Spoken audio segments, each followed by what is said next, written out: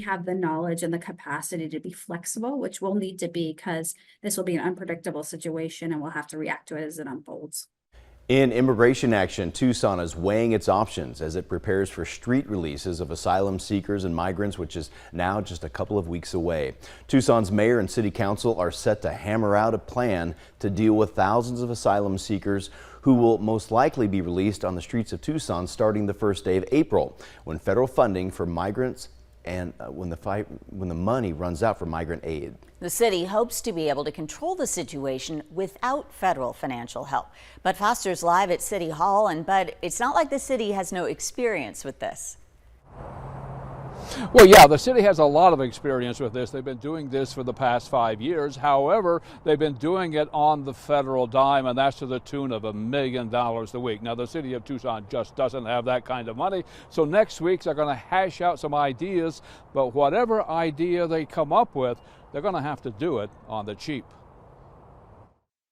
So the city of Tucson will stand committed to not using taxpayer funds here locally. There will likely need to be some city funding, although the city hopes it will be minimal. There will need to be some police protection, not only for the asylum seekers, but for the community as well. Health needs will have to be met.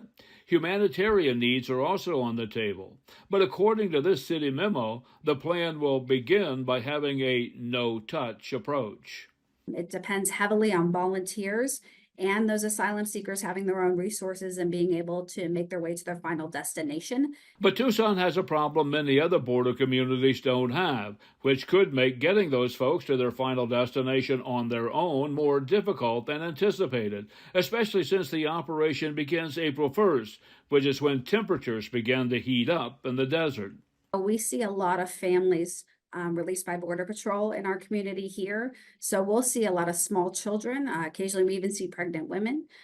So we will have to manage through the extreme temperatures as we move into the summer months. Complicating the issue is the city won't know how many people will be released on any given day. So the city will need to be nimble and flexible, changing almost on a daily basis as the numbers and the needs also change.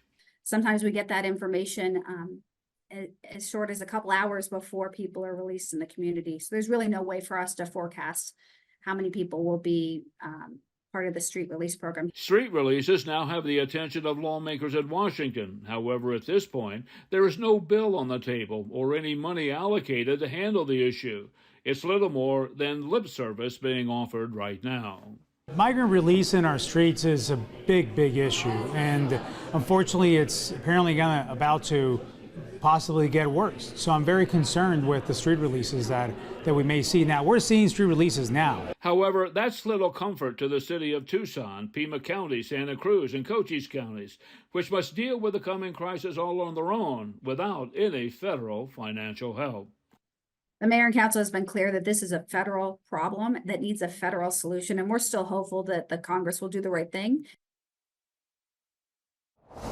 And the city of Tucson will likely lean on Catholic Community Services, Casalitas. They've been handling the bulk of the load since this whole thing began about 10 years ago. But of course, they don't have the money either, so they're looking for volunteer help. They're looking for donations, but certainly they cannot match the $1 million a week that the federal government was providing.